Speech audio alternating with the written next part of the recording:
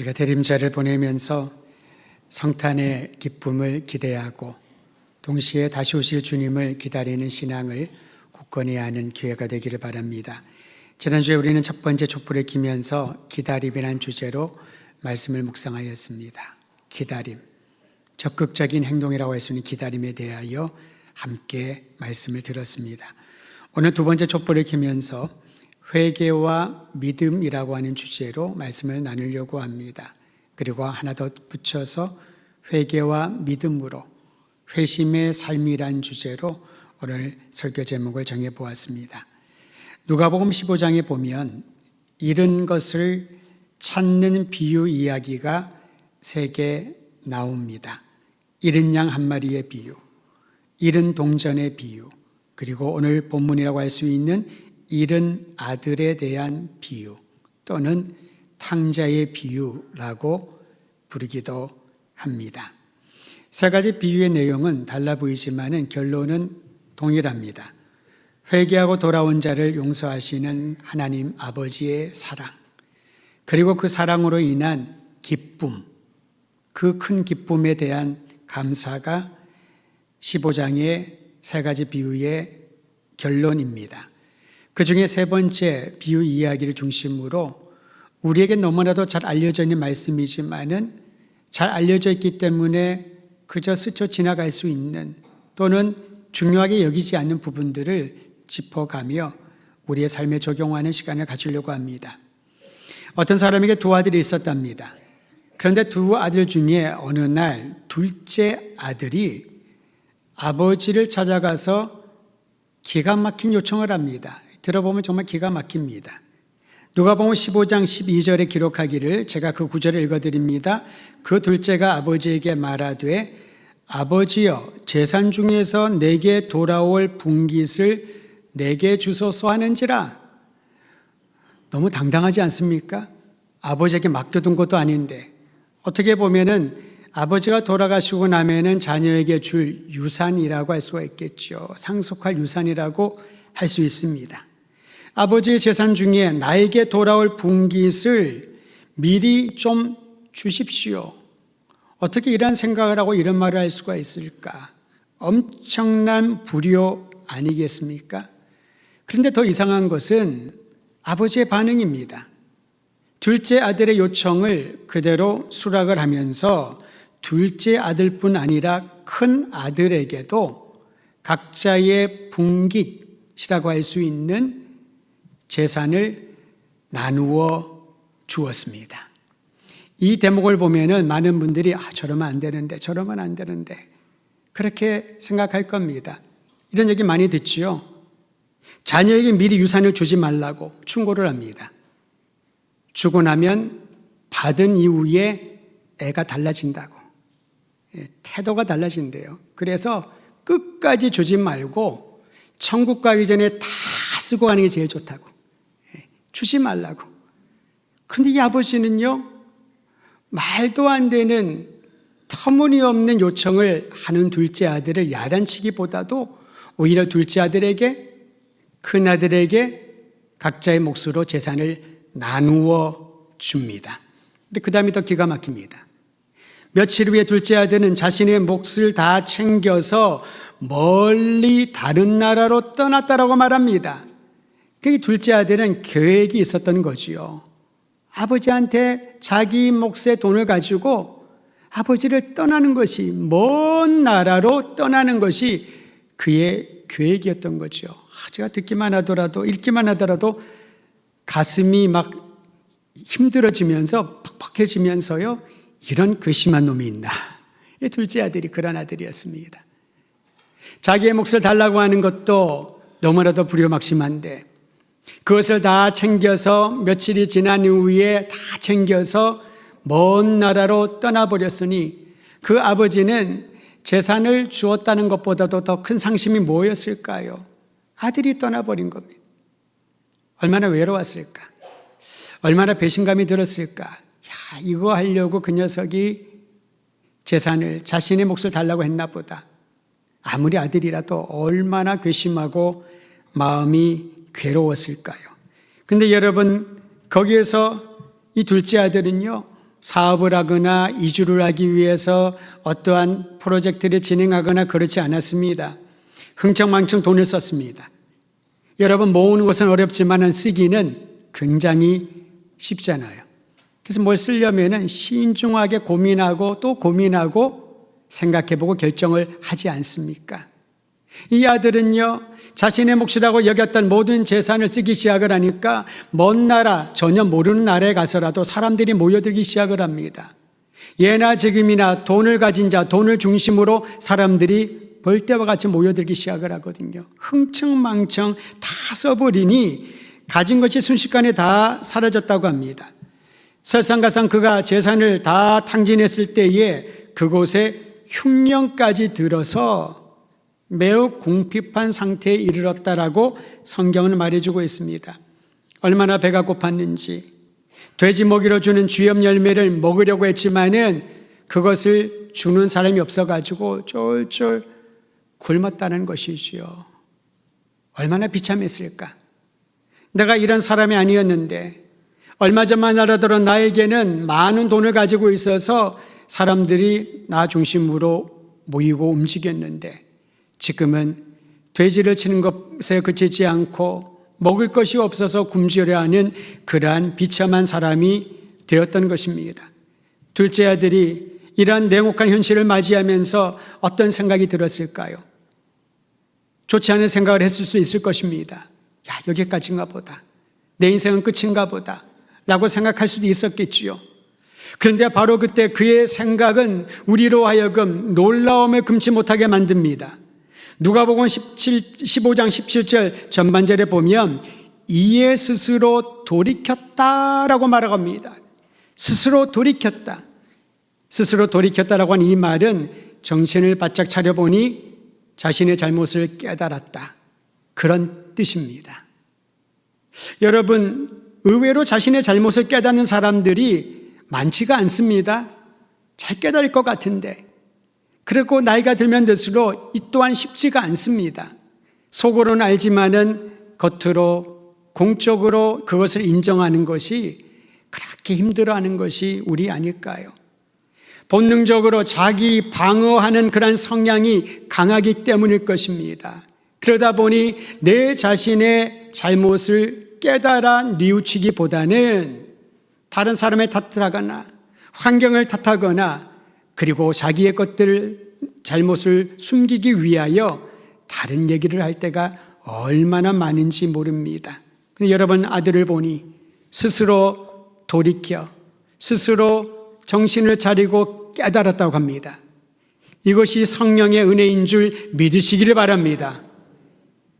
그는 하나님 앞에 그리고 아버지에게 큰 잘못을 한 죄를 지은 사람이었지만은 가장 급박한 순간에 하나님이 그의 생각을 깨우쳐 주신 겁니다. 그렇지 않고는 도무지 이해가 되지 않지요.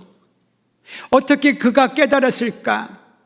오히려 자신의 인생을 비관하면서 또 다른 사람 탓을 하면서 거기서 생을 마감하지 않았을까? 그런데 그는 깨달아 정신을 바짝 차렸다고 합니다. 아들이 아버지께 상처를 주고 방탕하게 살았던 자신의 행동을 철저하게 참회했던 것이지요. 그리고 그는 그 처참한 현실에 머물러 있지 않고 일어나 아버지께 돌아가기로 결정하였습니다. 우리 함께 누가복음 15장 18절 온 교회가 큰 소리로 함께 읽습니다. 시작. 내가 일어나 아버지께 가서 이르기를 아버지, 내가 하늘과 아버지께 죄를 지었사오니. 여러분, 좀 전에도 나누었지만 스스로 깨닫는 것도 어렵지만요, 그 깨달은 것이 자기의 전적인 죄라고 말하는 것도 참으로 어려운 것입니다. 이 또한 하나님의 은혜로 가능한 일이라고 보여지는 거지요.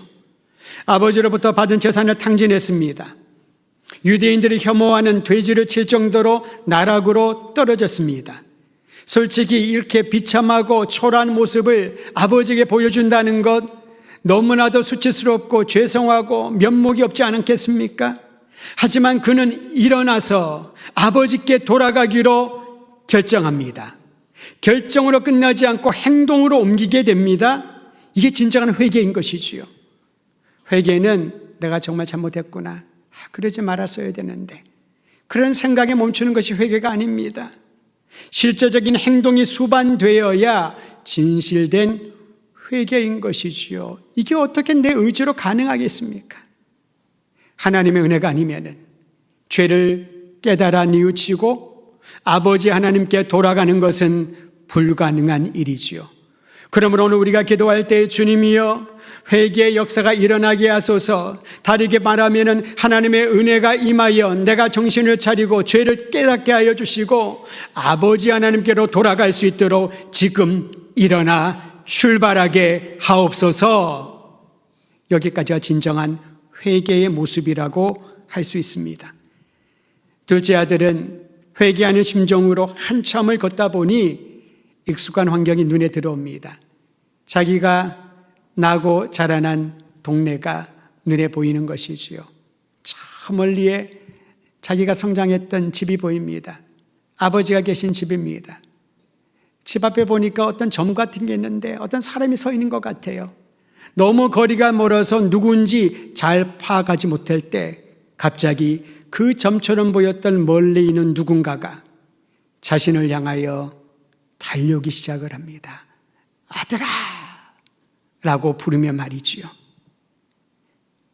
아버지는 먼 거리에서 터벅터벅 걸어오는 아들을 금세 알아보았습니다. 아들을 본 아버지의 반응을 성경은 이렇게 묘사했습니다. 누가복음 15장 20절 하반절. 아버지가 그를 보고 측은히 여겼다라고 말합니다. 그저 여러분 행색이 몰골이 엉망이었겠지요. 그래서 그냥 불쌍히 여기고 안 됐다 찌찌찌 뭐 그런 정도의 불쌍히 여기는 마음이 아니었습니다.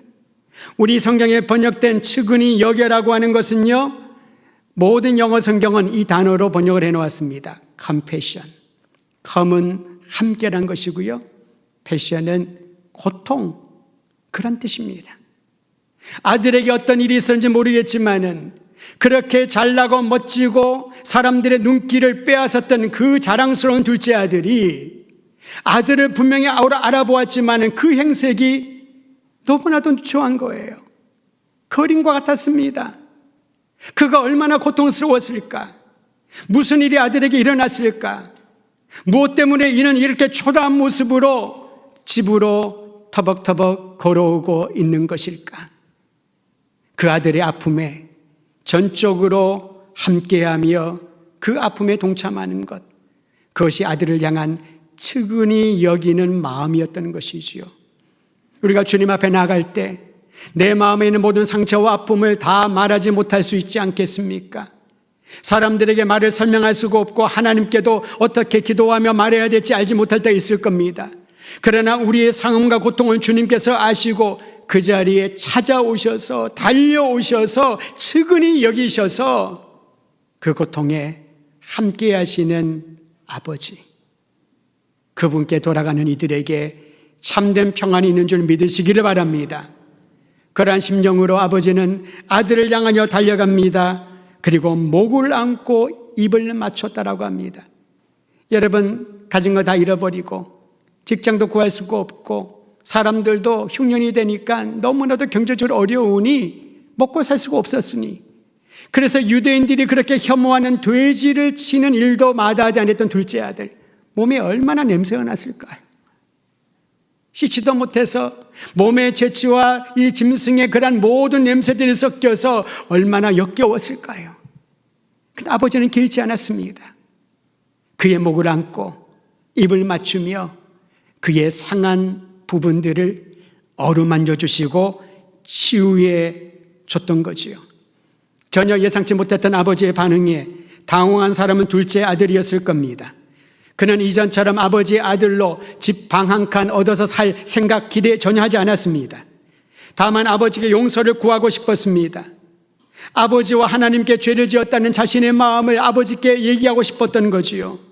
그리고 아버지의 종으로 살 수만 있어도, 가능하다면 종으로 살아도 그는 감사 생각을 하며 아버지 앞으로 달려갔던 것입니다.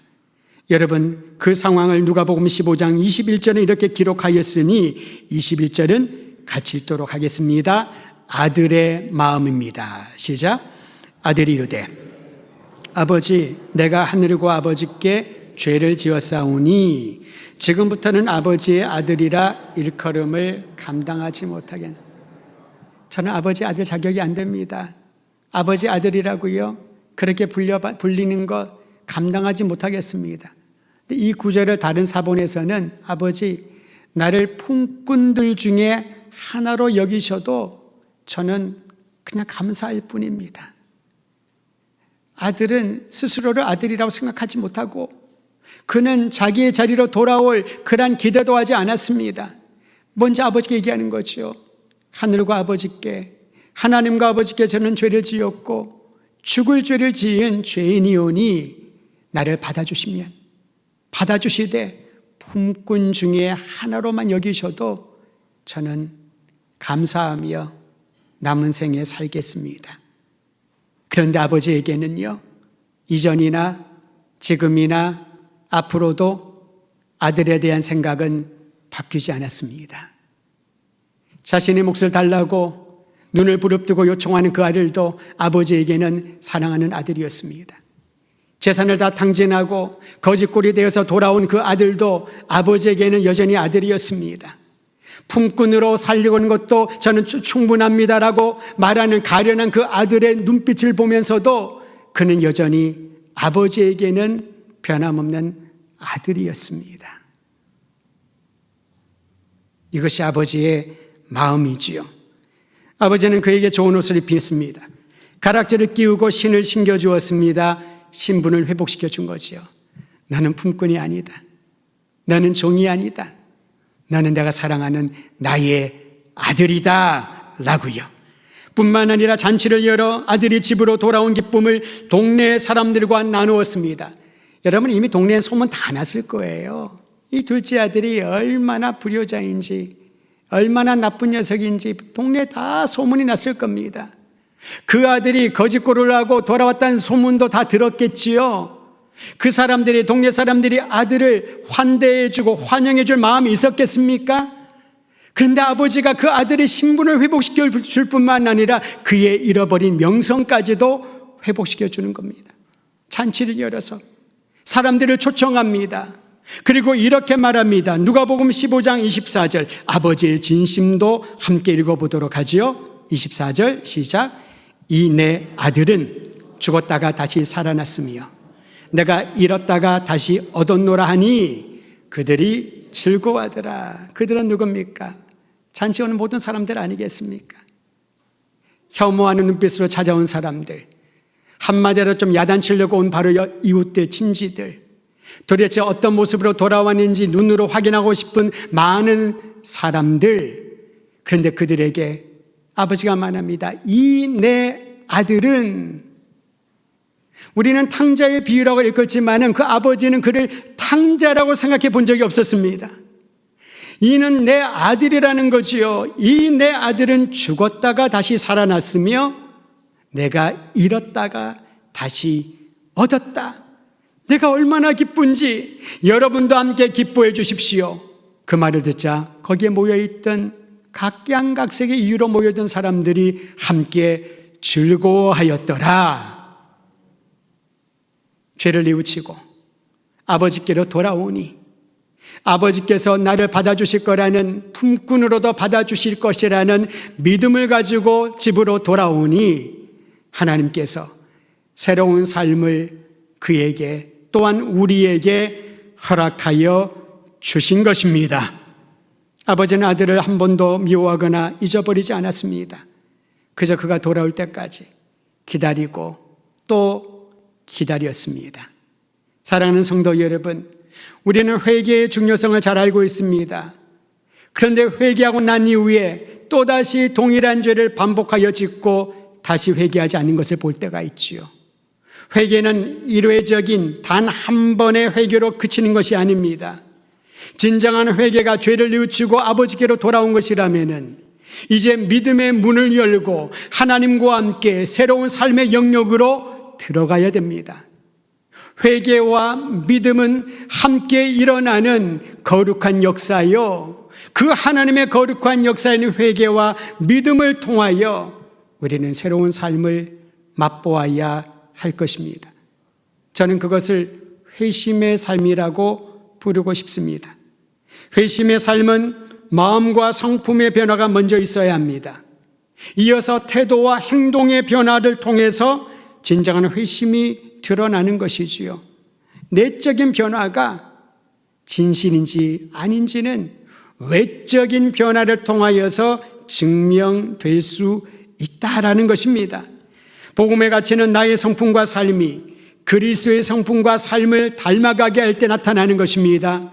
그러므로 우리는 한 번 회개하고 잊고 사는 사람이 아니라 믿음을 한 번 가졌는데 그 믿음의 경험이 수십 년 전의 그 믿음의 경험을 그냥 묵히면서 살아가는 것이 아니라는 겁니다. 일상의 평범한 일상에서 하나님의 놀라운 사랑을 의지하여 주님 앞에 성숙함으로 나아가는 회심의 삶이 이어지기를 간절히 소망합니다. 많은 경우에 우리가 은혜를 빨아먹고 살 때가 있습니다. 10년 전에 경험했던 은혜, 청소년 시절에 만났던 주님과의 그 감격 기억, 수십 년 동안 그거를 계속해서 빨아먹고 살 때가 많이 있어요. 요즘은 그렇지 않습니다만 여러분 예전에 그런 거 많이 경험하셨을 거예요. 이 껌이 있으면 한 5분을 씹다 보면 단물이 다 빠지잖아요. 그러면 그냥 버리는데 예전에는 껌 씹다가 어디 놔둡니까? 책상 밑에 다 붙여놓고 점심 먹고 먹기도 하고 또 친한 친구는 떼서 나눠주기도 하고 실제로 그런 일이 있었거든요. 근데 단물이 다 빠진 껌을 주면은 그 친구가 받아 먹다가 참 비위생적이었는데 그때는 그랬었어요. 단물 다 빠지고 준다고 막 뭐라고 하고 욕도 하고 막 그러지 않습니까? 이기적이라고 단물은 좀 남겨줘야지. 우리가 하나님의 은혜를 단물에 빨아먹는 것처럼 그렇게 살고 있지는 않은가? 하지만 회심의 삶은요, 매 순간마다 주님을 바라보며 내 자신을 살피며 나의 죄가 하나님 앞에 드러날 수 있도록 간구하며 회개하고 주님을 향한 믿음을 더하여 가는 것이 회심의 삶인 줄을 우리는 알아야 할 것입니다.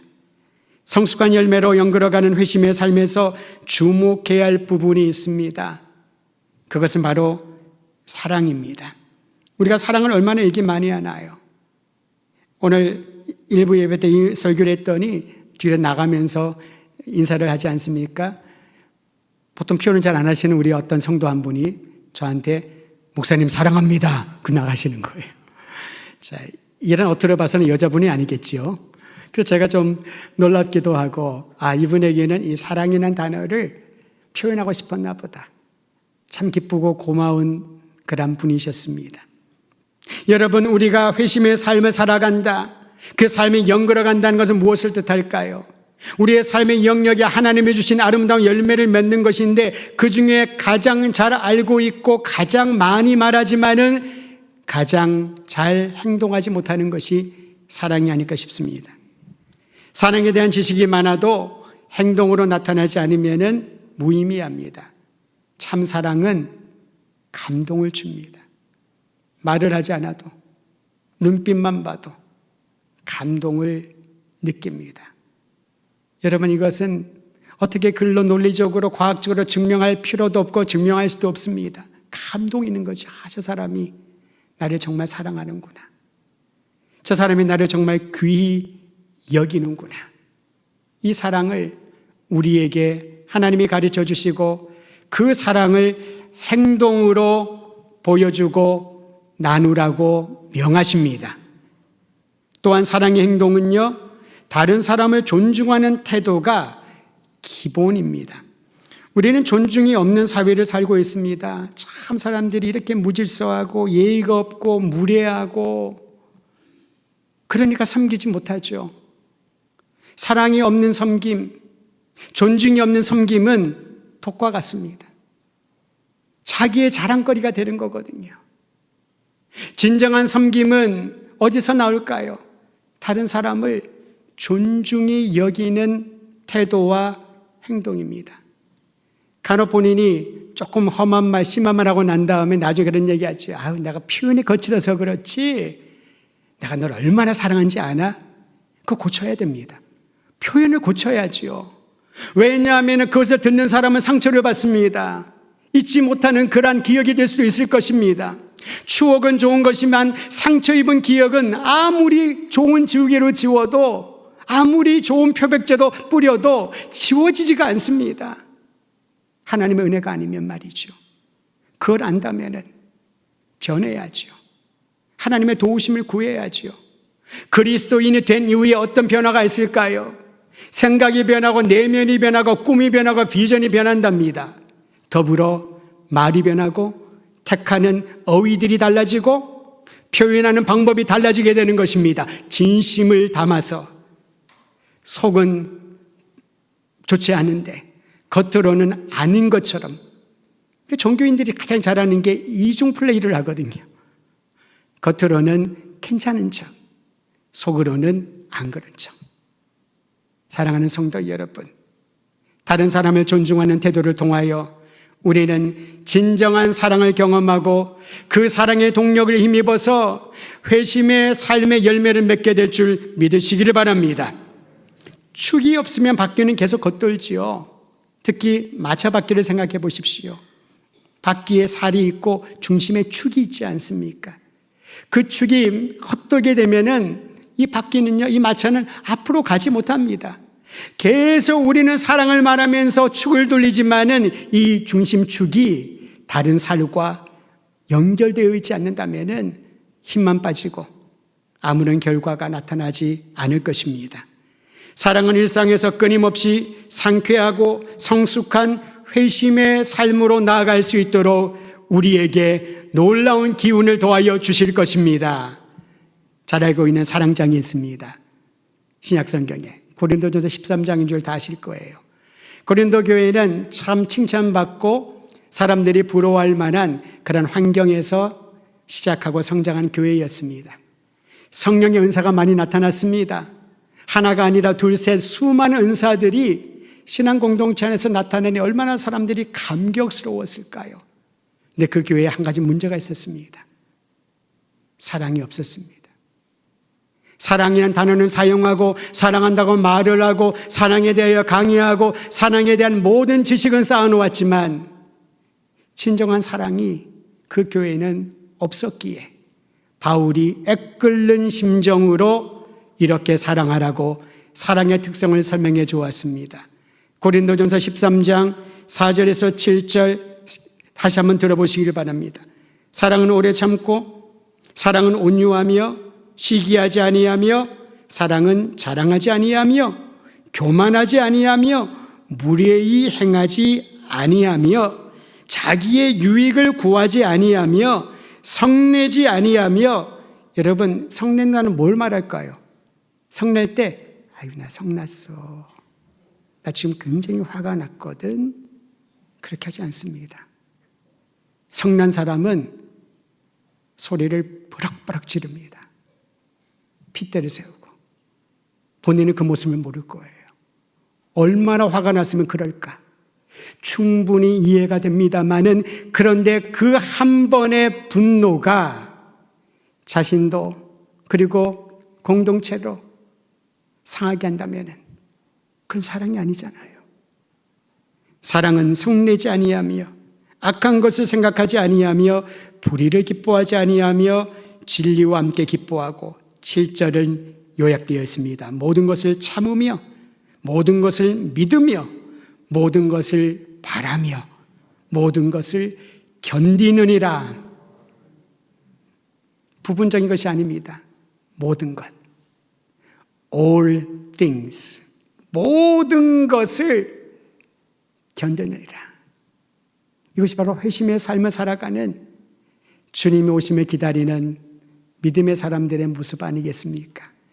저는 우리 더드림교회 성도들이 그저 암송도 하고 내용도 잘 알고 있는 이 사랑의 실천과 행함이 우리의 각 사람을 통하여 드러나서 많은 사람들이 그 모습을 보고 주님께로 돌이키며 아버지 하나님을 신뢰하고 믿고 매 순간마다 회심의 열매를 맺어가는 거룩한 역사에 우리 모두가 동참하기를 주의 이름으로 축원드립니다.